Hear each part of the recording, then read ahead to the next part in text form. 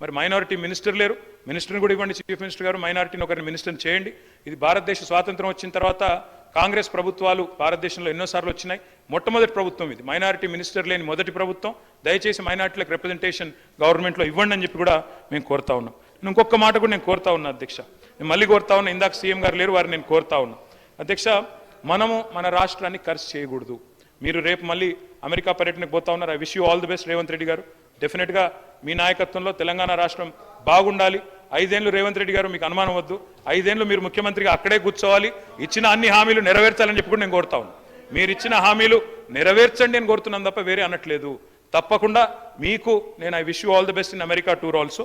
తప్పకుండా ఆ విషయంలో కూడా మీకు సహకరిస్తాం. కానీ రాష్ట్రాన్ని ఖర్చు చేయడం మంచిది కాదు. రాష్ట్రం దివాలా తీసిందని, రాష్ట్రం బాగాలేదని ఇందాక మీరు రాకముందు చాలా చెప్పాను నేను. తప్పకుండా మీరు దయచేసి మరింత ఎఫర్ట్ పెంచాలని చెప్పి కూడా మరి చేయాలని చెప్పి కూడా నేను కోరుతా ఉన్నాను అధ్యక్ష. రాష్ట్ర సంపద సృష్టించాలి అంటే ప్రగతిశీల పాలసీస్ ఉండాలి. ఇప్పటిదాకా కొత్త పాలసీస్ రాలేదు. I'm sure the government is working. I'm not at all disputing that they are not working, they are working hard. కొత్తగా గవర్నమెంట్లోకి వచ్చారు, చిన్న వయసులో వారికి అవకాశం వచ్చింది. తప్పకుండా ముఖ్యమంత్రి గారు కానీ మంత్రులు కానీ కష్టపడుతున్నారు. మంచి పాలసీలు తెండి, we welcome it. Skill university అన్నారు, వీల్ వెల్కమ్ ఇట్. అదే మాదిరిగా ప్రోగ్రెసివ్ పాలసీస్ తెండి, ప్రగతిశీల పాలసీస్ తెండి. కానీ తిరోగమన నిర్ణయాలు కరెక్ట్ కాదు. నేను ముఖ్యమంత్రి గారికి చెప్తా ఉన్నా, ఎంఏఎన్యూడి కూడా వారి దగ్గర ఉంది కాబట్టి చెప్తా ఉన్నా. ఒరిజినల్గా మేము డిజైన్ చేసింది ఏంటి సార్ అంటే, ఎయిర్పోర్ట్కి 3 రకాల కనెక్టివిటీ ఉండాలి మెట్రో అని డిజైన్ చేశాం. అందులో మొదటి phase Shamshabad outer ring road, శంషాబాద్కి ఔటర్ రింగ్ రోడ్ మీదుగా ఎందుకు తీసుకుపోయే ప్రయత్నం చేసినామంటే ఒకటే కారణం, ఎందుకంటే అందులో ల్యాండ్ అక్విజిషన్ లేదు.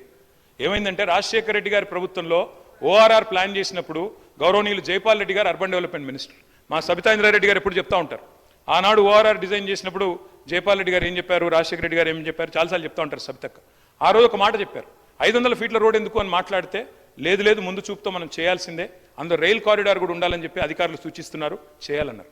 ముఖ్యమంత్రి గారు మేము తీసుకోవడానికి కారణం, అక్కడ ఓఆర్ఆర్కి శంషాబాద్కి తీసుకొని పోవడానికి మేము మైండ్ స్పేస్ నుంచి తీసుకున్న కారణం ఏంటంటే 10 లక్షల మంది ఐటీ ఉద్యోగులు ఉన్నారు, నిరంతరం ట్రావెల్ చేస్తూ ఉంటారు. ఇప్పుడు ఓఆర్ఆర్ కూడా కంజెస్టెడ్ అయింది, మీరు తిరుగుతుంటారు, మీరు కూడా మీకు తెలుసు.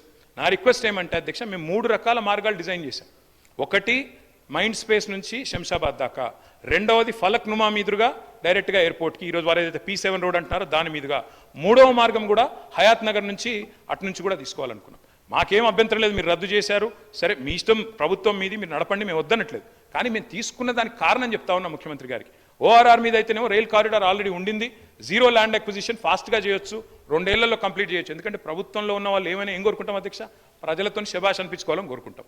మేము కూడా అట్లే అనుకున్నాం, తొందరగా పూర్తి చేసి ప్రజలతో శబాష్ అనిపించుకోవాలి, మంచి పని చేయాలనుకున్నాం. ముఖ్యమంత్రి గారు నేను అడుగుతా ఉన్నాం, టెండర్ కూడా పూర్తయింది, రద్దు చేశారు, పునఃపరిశీలించండి, అవకాశం ఉంటే పునఃపరిశీలించండి, వద్దనుకుంటే మీ ఇష్టం. అధ్యక్ష ఇంకొక మాట, ఫార్మాసిటీ రద్దు చేశామన్నారు. ఫార్మాసిటీ రద్దు విషయంలో కూడా నేను ప్రభుత్వాన్ని కోరుతా ఉన్నా అధ్యక్ష, దయచేసి పునఃపరిశీలించండి. ఎందుకంటే ద ల్యాండ్ అక్విజిషన్ వాస్